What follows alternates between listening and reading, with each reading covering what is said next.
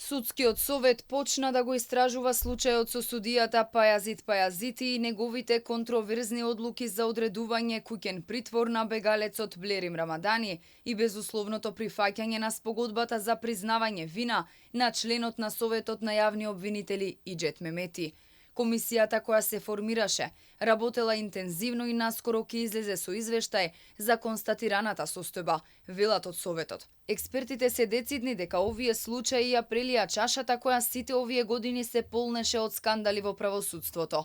Ова е уште еден показател дека потребни се итни реформи и конечно политиката да ги тргне рацете од правниот систем во државава. Судството е разнебитено, не постои судски систем како што треба да има една држава и тоа е заради случувањата со политиката и влезот на политиката длабоко во правосудството.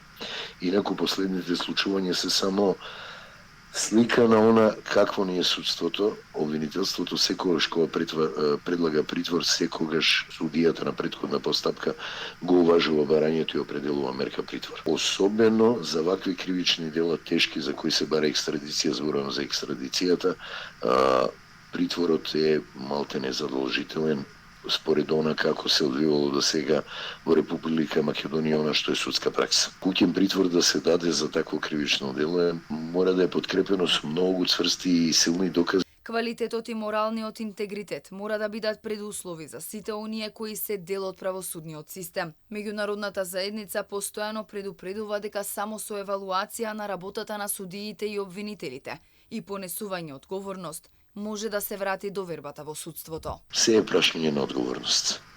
Секоја професија во Република Македонија сноси одговорност за своето работење, освен судиите и обвинителите кои се заштитени бели мечки и кои не одговараат за своите одлуки и своето постапување. Тоа мора да се смени и секој да ја преземе одговорноста која не може да биде и не смее да биде колективна, туку поединечна и по име и по презиме.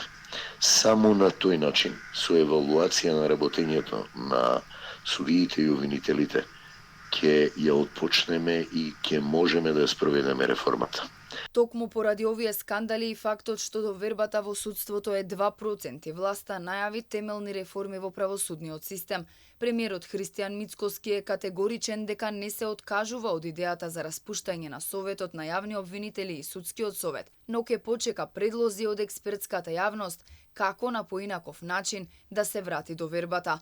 Доколку во определен рок не добие предлози од домашните експерти или од меѓународната заедница, тој најави дека се погласно ќе ја промовира намерата за распуштање на двата совети. До сега не стигнал ниту еден предлог од меѓународната заедница или од експертите.